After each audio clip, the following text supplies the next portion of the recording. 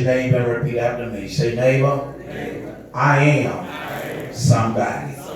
You may be seated in the presence of the Lord. I am somebody. For the next 2 or 3 weeks, we'll be teaching on the spirit of I am and the I amness of God. I am somebody. We'll begin to look at this series, the text, the topic. The mind begins to send out an APB, searching for the spirit of I am. Now, I stopped by here, Elijah, to serve notice on every believer in this house on this morning that life, this thing called life, Deacon Storms, will throw at you some challenges, some changes, and confusion that will try, Brother Thurman, to lead you to a misunderstanding of who you are. As a matter of fact, believe it or not, church, there are people, Martrice, who go to church on a Sunday basis, people who pray persistently, and people who worship whenever, whatever, and however, but somehow they're still struggling on an everyday basis of not knowing whom they are. But as we begin to look at all of the foes, the fickles, and the follies, and the fallouts of life, I come to serve notice on the enemy. I want to let the devil know that I serve a God who is able to do all things but fail. Do you believe in this house on this morning that God can do all things but fail? I know some of you are excited. This is the season, baby. Folk are going out to eat. Restaurants are packed. People are dressing their sharp from head to toe. The tax man has delivered. But I want you to understand that after this season of going through your great riches, that God is still there. Look at your neighbor and tell your neighbor he's still there. And I want to share with somebody on this Sunday morning, it doesn't matter about the economy. It doesn't matter about the gas. Get ready because it's getting ready to go up. The politics, the job, the drama, the issue, the obstacles, and y'all president, the adventures, the ups and downs. Y'all heard me say y'all president. That life may throw at you. I want to let the enemy know that I am somebody because I have the spirit of I am on the inside of me. Anybody with a same likewise spirit, you know that you are somebody. Your I amness is not determined by who you're with, but your I amness is determined by who you have. And as long as you have Jesus on your side, everything else will take care of itself. Anybody in here, you ever felt like hell? Anybody, let me ask again, you ever felt like hell? You ever felt like, looked like hell, like you've been in a brawl, you've been through the storm and the rain, the sickness and the pain, that there's nothing else that the enemy can throw at you to convince you of who you're not, because you understand you are rooted and grounded in the Lord and you have established and kept the faith. Then I am somebody. Don't care how broke I am, I'm still blessed. Anybody know you ever been broke and blessed at the same time? If you've been broke and blessed at the same time, get on your feet, give God some praise, and tell the Lord, thank you. Lord, because if I can thank you in my broken season, I know that you have a blessing that is set up in heaven for me. Look at your neighbor and tell your neighbor, I've been broke and blessed at the same time. But I am somebody. There's nothing else that the enemy can throw at you. Anybody ever been down and down? I'm talking about you done went through everything. And then you had to tell the enemy, what else? What's next? Do I have any? What's next, Christian, in here? Now what? As Sister David said, you done through it already.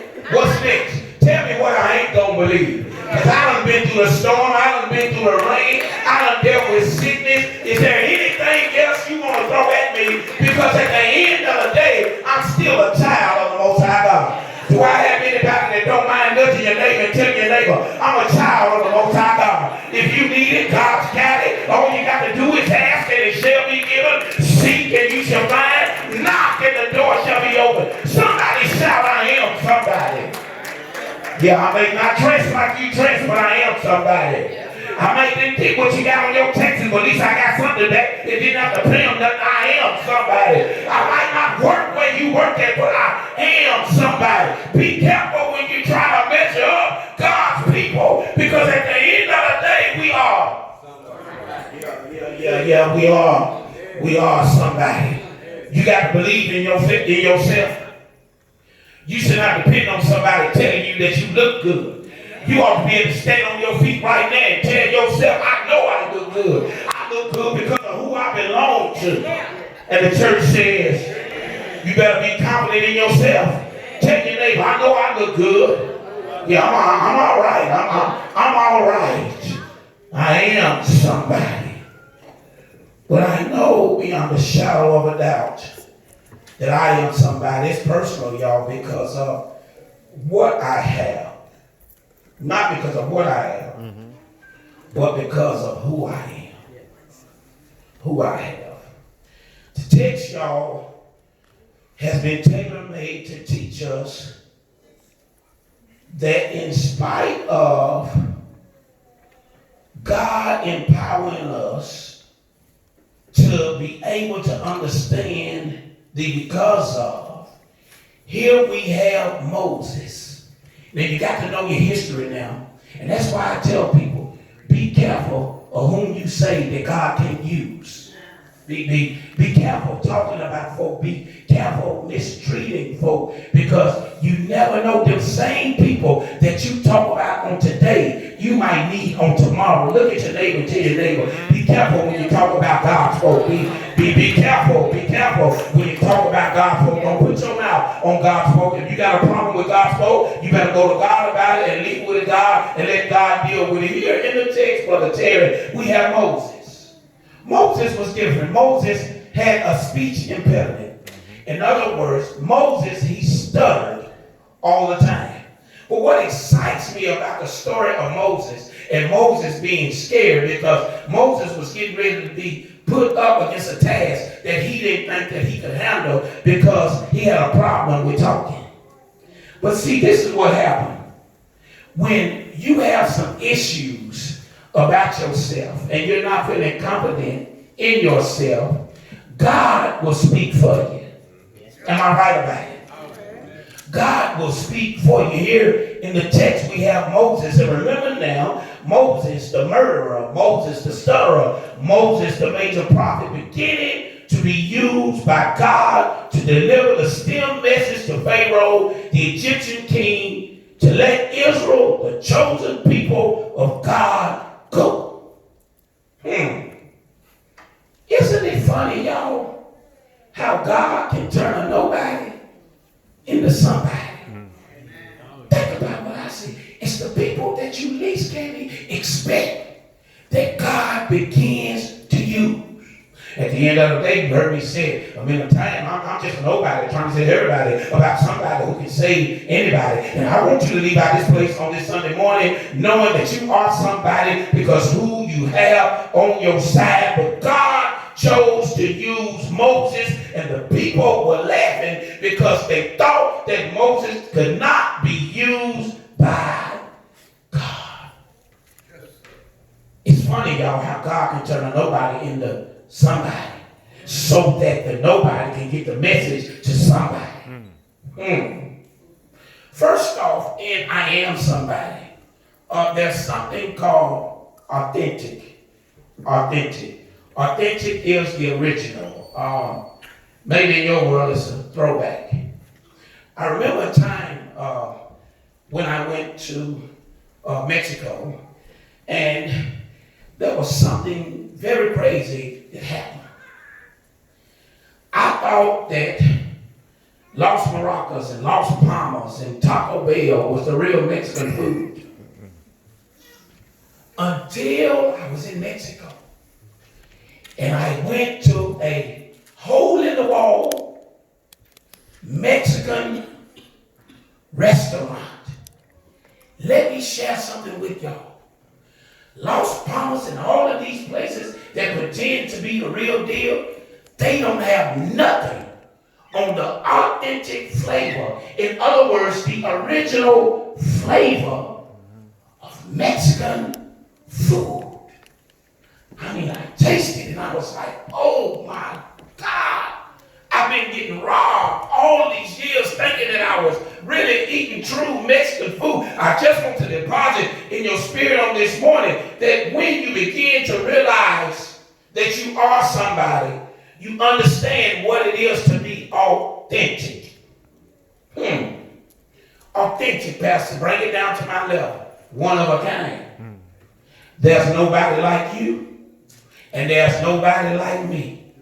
God made each and every one of us authentic.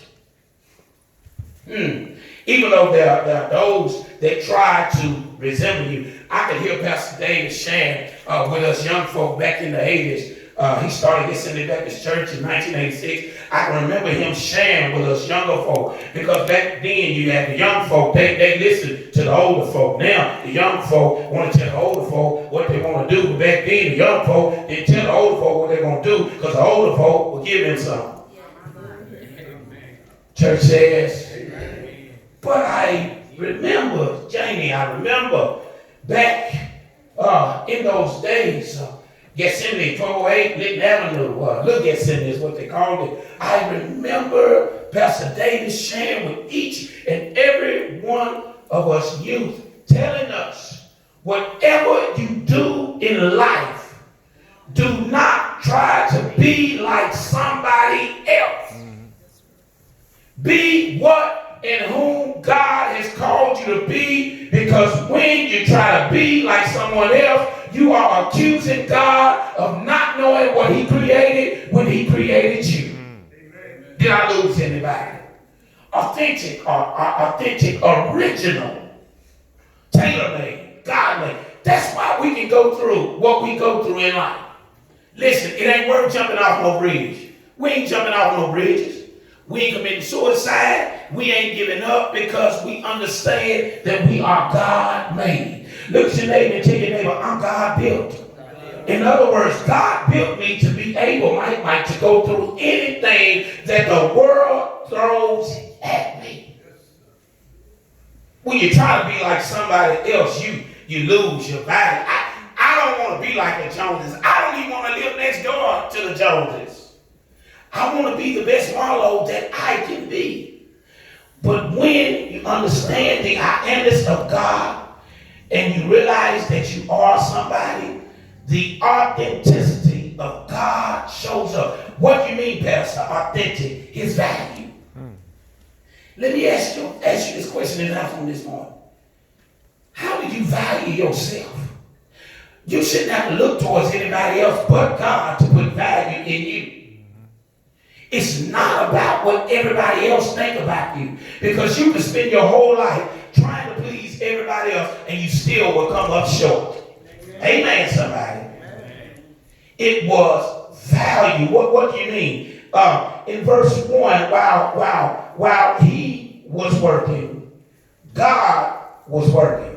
What do you mean, Pastor? When you begin to walk into this spirit of I amness, you begin to understand that God is at work in you. You are authentic. What happened, Pastor? There was an angel, and I'm going to roll through this. There was an angel, there was a flame of fire, and there was a bush, and nothing burned down. I didn't lose nobody, did I? There was an angel, there was a flame of fire, and there was a bush. But nothing burned down. It's kind of like them Hebrew boys, Shadrach, Meshach, and Abednego, going through the fiery furnace and coming out smoke-free. Yeah. How can you be in the midst of the fire and you don't smell like smoke? I'm trying to help somebody in this house on this one. When you have the authenticity of God, the authentic of God, when you are the original, when you are the originator, it cannot be reproduced. Yeah. That was value right there. Now let me tell you what your cousin then would have said if they'd seen the angel, the fire, and the flame. Your cousin them outside, they would have said, man, y'all better get away from that bush. Y'all gonna get burned. But when you know that it is a God moment, When you know that God is all in it and God is all over it, you don't care how big the flames get because you know how good your God is. Is there anybody in this house on this morning, you know beyond the shadow of a doubt that if it's on fire, that God will protect you? Look at your neighbor and tell your neighbor he's protection because he has value. So we have, am I doing okay? We have the angel, the flame of fire, and the bush. Then it starts and gets real crazy. Because we get to verse 3 and verse 4. Then we have seen God in the midst of fire. You ever had a crazy dream? Brother Sal's looking like that. I done had a crazy dream. You ever had a crazy dream before? And you woke up out of that dream and you glad that it was a dream. Talk to me, somebody. I mean, you were dreaming and they had you and they had you in a headlock and everything. I mean, done took everything you had, but you are excited that even in the midst of the dream, you woke up. Then some of you all say, you know what, Pastor? I done had a good dream where I was a millionaire and I was mad because I woke up. Talk to me, church. I'm just teaching on this morning. Here it is. I know my mind ain't playing tricks on me. Because I don't drink like I used to drink. I don't trip like I used to trip. So I know what I'm seeing is what I see. You ever seen what you've seen and somebody tried to convince you didn't see what you've seen, but you know what you've seen when you see what you've seen? Church said. Amen. So I got this, Marjorie. I got this vision that is going on. But I got to look beyond the fire. If I can look, Deacon Dare, beyond the fire, if I can look beyond the flame, if I can look beyond the bush, then I'll be able to see God. Okay, I'm going to hit you this way, Church 101. Sometimes God has to start a fire to get some things out of the way, and you'll still be protected. Am I helping anybody? So now it's crazy. So Pastor, you telling me I'm in this crazy season. And in this crazy season, I'm broke. I'm tore up from the floor up. And I still got to see God in the midst of it. Yes, ma'am. Yes, sir. Because he's the same God that blessed you in February that can bless you in July. But you got to keep your focus and you got to make sure that you see God in the midst of fire.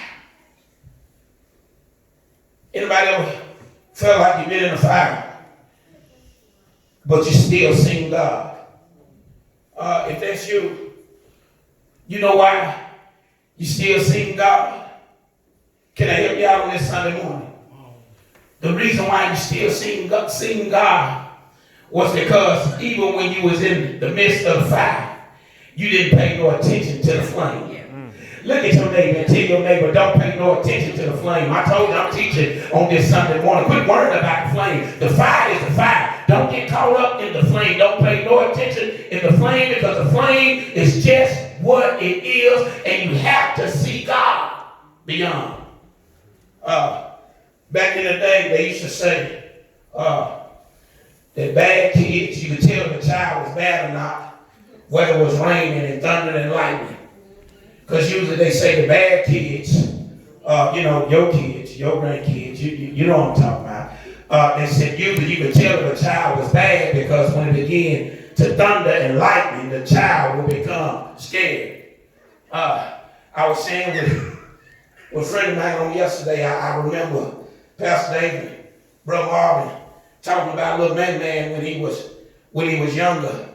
And man came to his granddaddy and he told Marvin, he said, Granddaddy, I ain't scared of nothing or nobody. I ain't even scared of the dark. And Pastor David looked at me and said, you better get you a pistol for him. Y'all catch that later. One number about 5, 6 years old told his granddaddy he wasn't scared of nothing or nobody. He ain't even scared of the dark. You got to look beyond the flame. Don't get caught up in the flame because you still have to see God. What are you saying, Pastor? You're in the midst of the flame, but you got to fight with faith. Sunday school on this morning, we was talking about that faith. And our faith has to go forward. But are you that somebody that will acknowledge God's authenticity? In other words, when you go out and give your testimony, do you talk about what you've done for yourself? Or do you tell somebody what God done for you? If you would tell people about what God done for you, that will draw them to the church instead of drive them away from the church. Because don't nobody want to hear about what you're trying to do for yourself. Because self can't get self out of trouble. It takes more than self. Do I have any God-given people in this house on this morning? If that's you, just go ahead and praise God right now and tell the Lord, thank you. Nudge your neighbor and tell your neighbor, God did it. I had to get out of the way. Truth be told, I couldn't do it for myself. Every time I tried to do it for myself, I got in trouble. Verse 4. His authenticity showed up. The playbooks. Pastor, how do you know they was authentic? When you see verse 4, he said, here am I. Here am I. Let me show you what God gonna do. God will take you from a stage, from verse 4, to where you see Moses went from here am I to I am. Y'all catch that later. Think about what I just said. At the beginning stage of this, you had fire, flame, and the bush. Moses wanted to share with God that he was present. He said, here am I. Even though he didn't know, Brother Terry, what he was getting ready to get himself into. But when God was established out in the midst of everything, Moses went from here am I to I am. What are you saying, Pastor? With God, sometimes when he's trying to show you how authentic he is, sometimes God will shift you. Anybody ever been shifted by God? Sometimes he will shift you from a nobody to that somebody. All right. Secondly, in I am somebody, we move from authenticity, and something else is received. Around verses 9, KJ 10 and 11, we begin to see the shift of God happening. Because see, God knows how we do. You know how it is in life, especially church folk. Everybody can say what pastor should do and how pastor should do it, but nobody wants to do it. And when pastor gives you the mic, you're like Moses, you start stuttering. Because you realize you're not the preacher or the pastor. Amen, somebody. But listen, there's something, Mike, that God will give to us that nobody else can give us. Moses had a stuttering problem. He didn't like to talk in front of people. He didn't like to talk in front of people because of his speech impediment. So there was going to have to be the presence of something extra. Somebody said, Pastor, how do you do what you do? I don't do it on my own. But there's something called the anointing. After the authenticity, there is the anointing.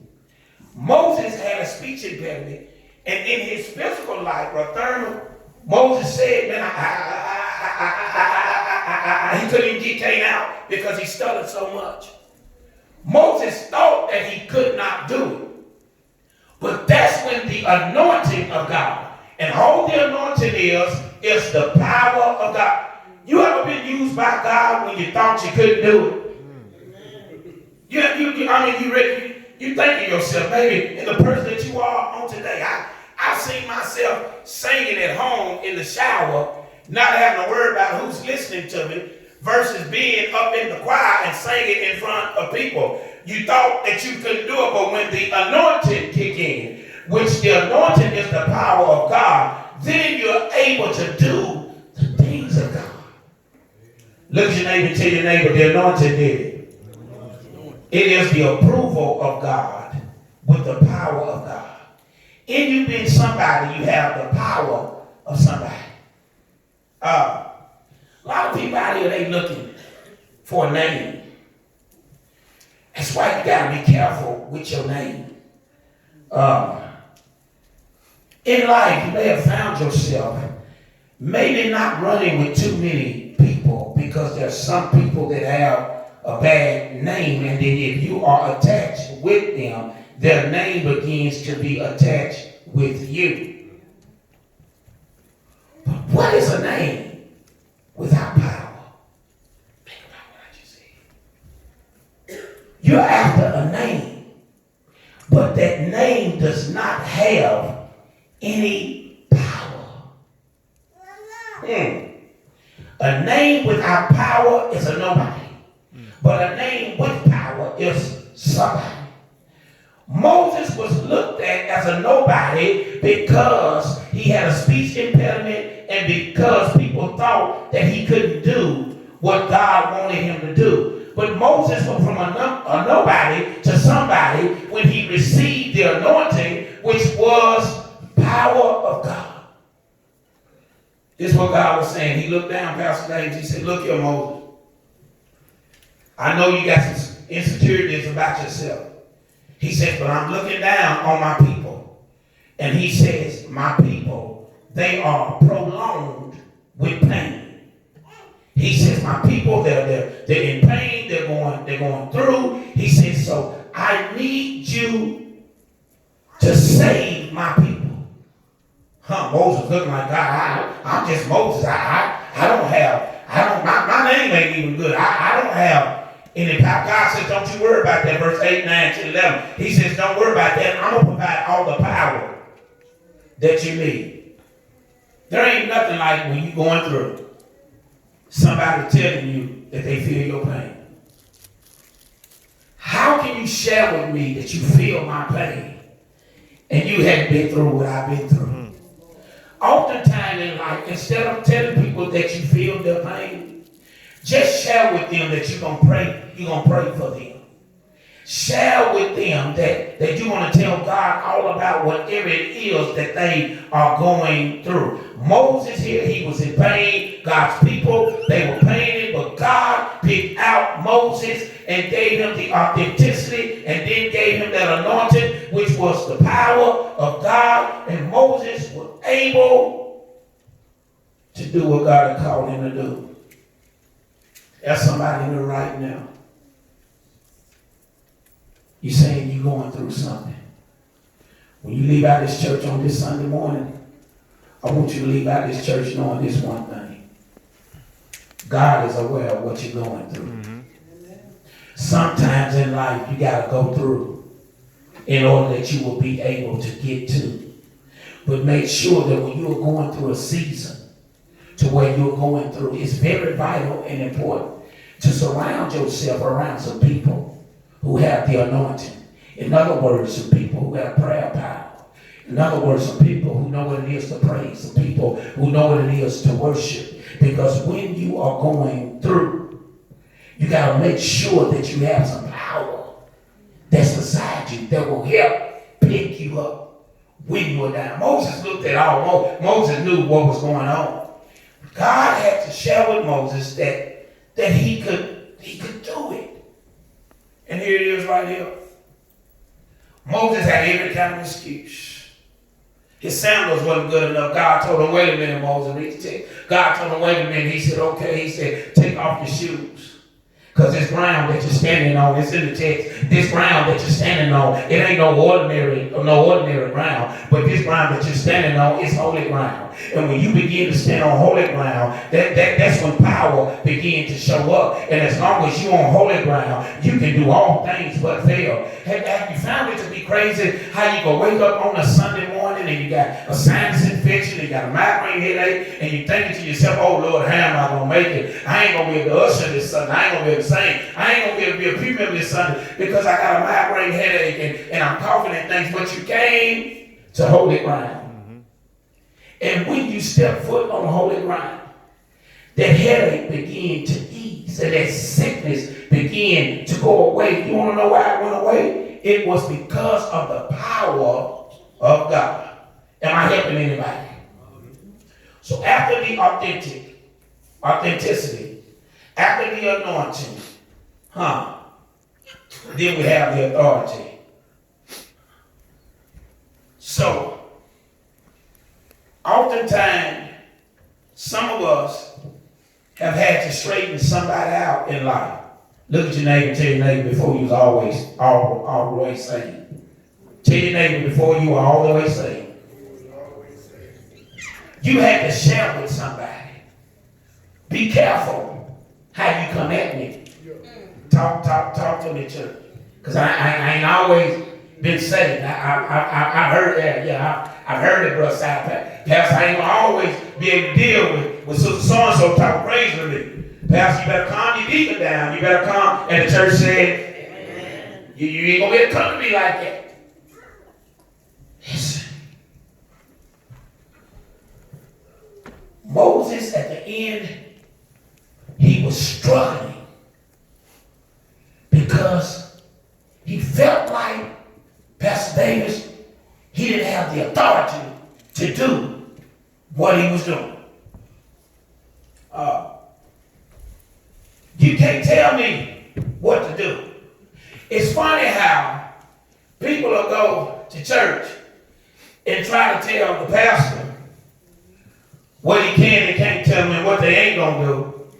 And then they'll go to work and whatever their boss tell them to do, they ain't got nothing to say about that. Church says, Moses, he was struggling. I don't even think, Brother Mike, he was struggling. I think he was struggling. There's a difference between struggling. Oh, y'all ain't always been where you've been at in life. Moses was struggling. He was struggling because he did not know how to approach the people. He began in the text, KJ, stay with me. He began in the text between verse 12 and 13. And now he began to struggle with authority, Pastor Dave, because he didn't think that he had what he needed to have deep down. He said, I ain't got it. Who am I to go tell him to let your people go? God says, you exactly right. He says, but if you go, he says, I'm going there with you.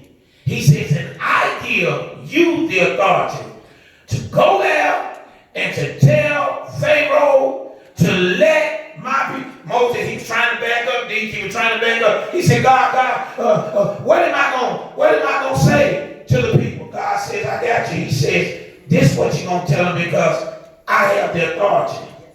He says, you're going to tell them to let my people go. He said, well, Lord, he's still backing up now, making excuses. He said, well, Lord, who am I going to tell him sent me? God says, this is what you do. You know how it is when you done got sick and tired of being sick and tired, and you tell your kids what to go tell them. You tell them, oh, y'all been there. You tell them that I see. Talk to me, church. You tell them that I see, because they ain't your mom. You tell them that I see. Come talk to me, and I'll take care of it. That's what God was saying to Moses. Moses backing up, and Moses was crying out about, God, who am I going to tell them to send me? He said, you tell them that I see that the great I am sent me. What are you saying, Pastor? Moral of the story is simply this. Sometimes when you face up against life tragedies and face up against life trials, you got to dig deep and know who you are connected to. And when you leave out of this church on this Sunday morning, every time that devil try to tell you what you can't do, you speak back to that devil. You speak to that mountain. You tell that mountain to be thou removed. You tell that devil that you are the head and not the tail. You tell that devil that you are above and not beneath. Is there anybody in this place on this morning you've been going through a certain situation and you need to let the devil know something? Get on your feet right now and put your hands together and look up towards heaven and tell the Lord, thank you in advance because I needed confirmation on you telling me on how I need to deal with the devil. With God, all things are possible. He says, you tell him, and I'm done. He says, you tell him, Moses, that I am sent you. Huh? I want somebody in this place on this morning to know this beyond the shadow of a doubt. That when God sends you, that's when things will begin to change. I pray that you received on this morning, everybody standing